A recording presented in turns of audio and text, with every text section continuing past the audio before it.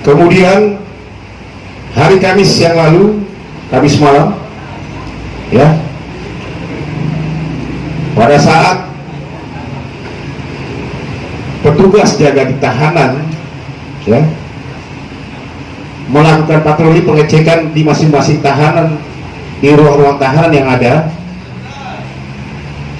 ya, di masing-masing sel tahanan yang ada, menemukan satu sel yang berisi memang tersangka FAC ini, umur 65 tahun, dalam kondisi terikat lehernya dengan seutas kabel, ya, ada kabel yang terikat tetapi tidak tergantung, berupaya untuk membebankan dengan badan yang berat ini ditembak, berupaya untuk ada percobaan bunuh diri yang dilakukan oleh tersangka FAC, ya, dengan menggunakan kabel yang memang kabel itu sudah ada di dalam sel tahanan cukup tinggi sebenarnya, tetapi dengan tingginya yang bersangkutan bisa meraih dengan menaiki kamar mandi, ya, tembok kamar mandi yang ada.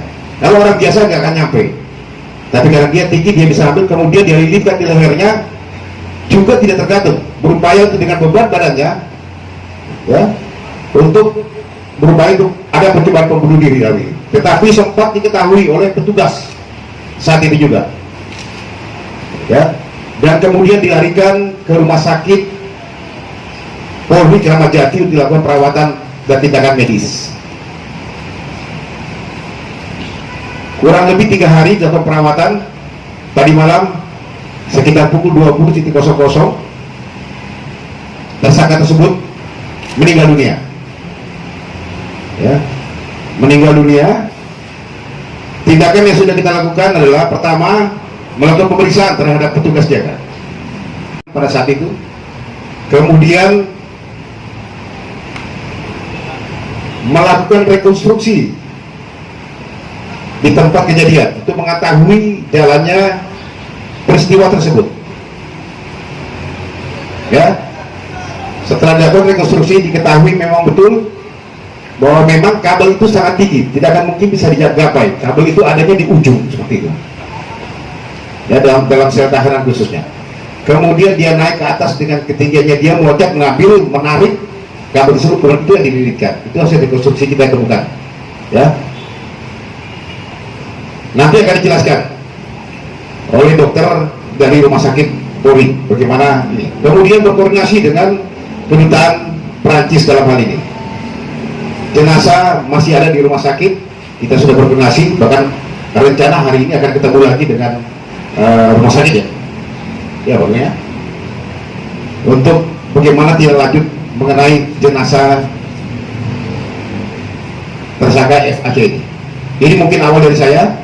Dalam hari ini TSK FAC dikirim dari ruang tahanan Rutan Polda ke Bidokes dalam kondisi lemas, kemudian tensi masih teraba, masih terasa 90 per teraba. Kemudian dengan kondisi seperti itu kita langsung larikan ke Kramat Jati, dengan sebelumnya kita sudah koordinasi agar disiapkan tindakan-tindakan medis sebelumnya.